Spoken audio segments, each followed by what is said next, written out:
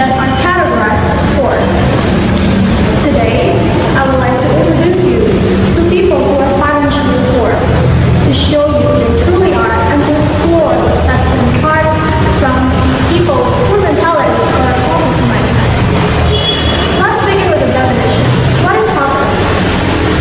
Poverty refers to a state or condition in which people or communities lack financial resources or other essentials for a minimum standard of living.